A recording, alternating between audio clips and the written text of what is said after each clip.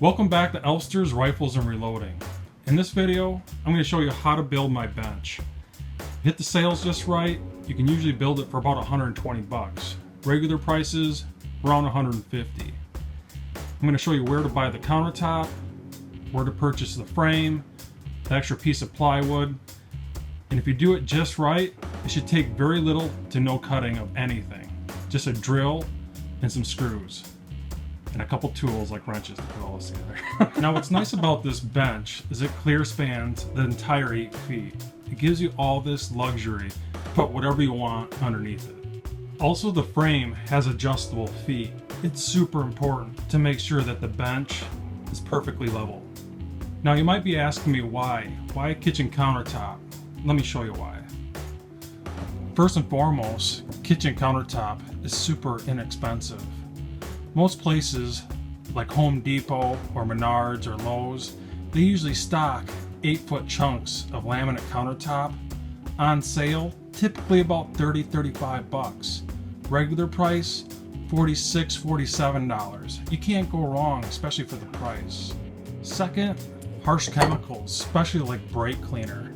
When you're cleaning your dyes and you're getting some on your bench top, dry lube, WD-40,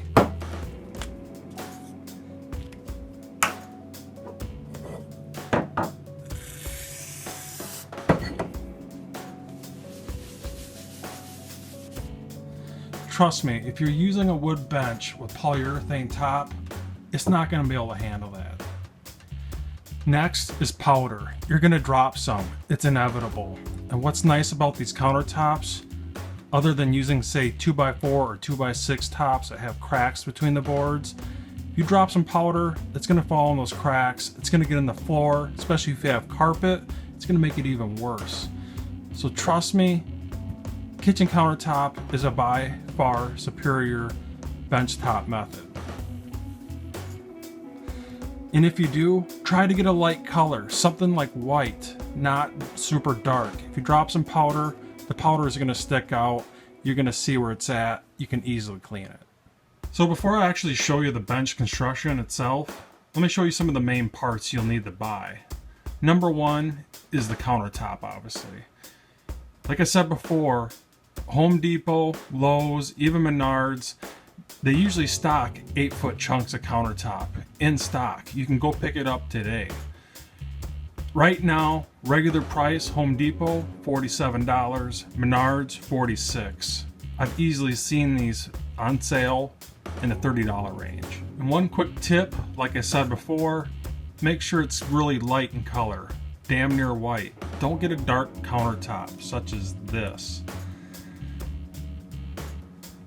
If you drop some powder, you want the powder to stand out so you can easily clean it up. Now personally, I would make sure that the countertop has a bullnose edge. Keep it easy on your elbows. I know some of these countertops they stock have a square edge. So like I said, personally, get a bullnose edge. And also, make sure it has a backsplash on it. You're gonna need that backsplash to mount the entire bench to the wall studs itself, which I'm gonna show you here in a little bit. Next is a 2-foot by 8-foot, 3/4 of an inch thick piece of plywood. If you have some 3/4 inch 4x8 sheets of plywood laying around the house, you can rip in half. Perfect. You don't need to purchase this. I know Menards for a fact has this in stock, so you don't even have to rip it. And once you get this 2-foot by 8-foot piece of plywood, you just glue and screw it to the bottom of the countertop. It's easy as that. Let me show you how it's done. Now once you have your 3/4 inch 2-foot by 8-foot piece of plywood, there's really not much to it. You simply need to glue and screw that piece of plywood to the bottom side of the countertop. Now obviously 3/4 of an inch plywood and 3/4 of an inch particle board of the laminate top itself is 1.5 inches. So when you buy those screws, make sure they're maybe, I don't know, 1 inch, 1.25 inches. I wouldn't go any longer than that. If you do, they're going to start poking out the surface of the laminate top. It's obviously going to be bad. And also, when you're popping those screws in the bottom side to fasten that plywood to the countertop itself, don't go hog wild crazy on that. If you countersink them in too far, those screws are going to start popping out the face of the laminate top itself. And it's going to be really, really bad. So right now, I think I have 1 3/4 inch offset to make sure that this is centered on the frame itself. Next, you need to fill out the backsplash. What I used was some 1/2 inch plywood I had laying around the house. I just ripped up some 3-inch wide pieces, 1/2 inch thick obviously, 4 feet long, and I filled out the entire length of the 8-foot backsplash. With some wood glue and some 1-inch screws, obviously 1/2 inch plywood and 3/4 inch particle board of the countertop itself is 1.25 inches. I screwed from the back side with some 1-inch drywall screws and fastened that squash block to the back side of the backsplash itself. Now you're probably asking me why. The reason why is because you're eventually going to be putting in some lag bolts through this backsplash into your studs, and if you don't do this, it's going to crush the backsplash, and you'll see why here in a little bit. Now, as far as I know, the Extreme Garage 92-inch by 32-inch adjustable metal workbench frame, menards, SKU number 1367420, can only be purchased at Menards. I can't find it anywhere else.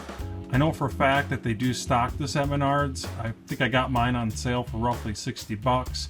Otherwise, you can have it shipped to your house. Right now, regular price $75. I think their shipping's roughly about $10, so maybe shipped 85 bucks. For a metal workbench frame with adjustable feet on the bottom to level it out, I really don't think you can go wrong. Now I attached the frame to the countertop bench itself with 1-inch polebarn screws that you can purchase at Menards and at most home improvement centers. And you can see on the bottom of the bench itself the 1-inch or 1 1/4 inch drywall screws I used to attach the plywood to the laminate countertop itself in roughly a 1 foot by 1 foot pattern.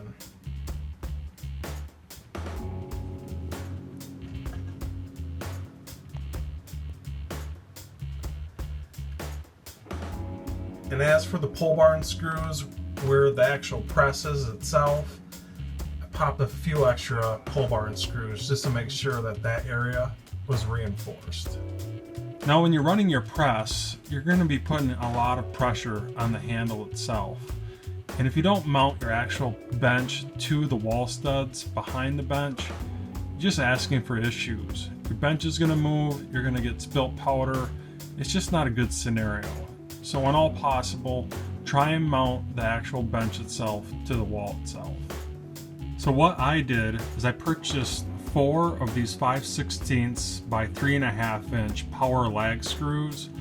If you get them from Menards, they're SKU number 2302011. I purchased 4 of these for the backsplash. And I purchased 2 total 5/16 by 3 inch. SKU number 2302010 for the bottom of the frame legs itself to the wall studs. Let me show you where I screwed them. So what I did, I pushed the bench up against the wall to get approximately an idea where the bench was going to be. Took a stud sensor and marked off every 16 inches on center where I had a stud that I could potentially screw into. Now 4 feet in from the end of my 8-foot bench is right here.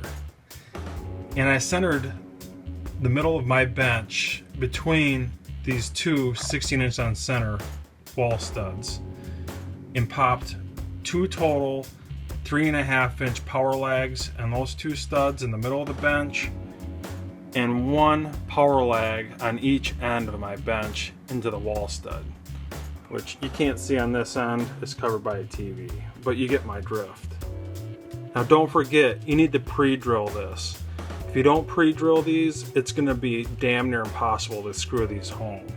And don't forget the special Torx bit that you need to use with these power lag screws.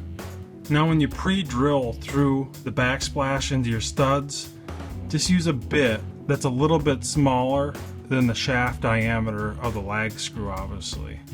Now, what's nice about this metal Extreme bench frame is it has adjustable feet one in each corner, 4 total, which makes leveling the bench super easy. Put a level on the bench, front to back, left to right, and when you're 100% sure that the bench is level, which is important for your scales, it's important for your press, then drive these 4 total 3.5 inch power lags into the studs itself. If you don't get these power lags into the wall studs and you start applying ample pressure to the handle of your press, you could potentially rip the bench clean out of the wall. Now you're not done yet. Once you get the 4 total power lags screwed through the backsplash, you want to make sure that the back of the bench doesn't pull away from the wall. Find out where that stud is, drill a hole through the metal frame, and pop that 3-inch power lag into that stud. Now, I have one here, and I also have one at the other end of the bench way down there. Just need one on each end, and that's it. And don't forget, pre-drill. If you don't pre-drill for this, it's going to be next to impossible to screw that home. Now, if you're running a Hornady lock and load progressive press, let me show you how I did mine. Now, I just cut up some scrap 1/4-inch laminate flooring I had laying around. I actually used the press as a template to cut this one out just perfect. Also gave me a little bit more leverage past the bull nose. Also cut another piece for the bottom, more as squash blocks to help protect the countertop itself and to give the press a little bit more leverage into the bench frame itself. Now, if memory serves me correct, I think the lock and load progressive press manual said to use 3/8 bolts. But the actual holes in my lock and load progressive press were 1/2 inch. So I'm like, why am I going to use 3/8 bolts when they're 1/2 inch holes? If you're strategic enough and you can drill your holes precise enough, I used 1/2 inch bolts and they worked perfect. And there was no slack, give or play. This is a super solid attachment to my bench. And let me show you the underside.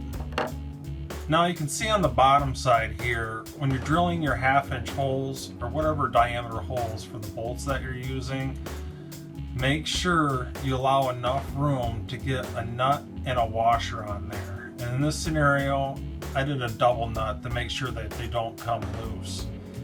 If you drill your holes too close to your frame, you're going to have 2 holes in your bench that you can't use.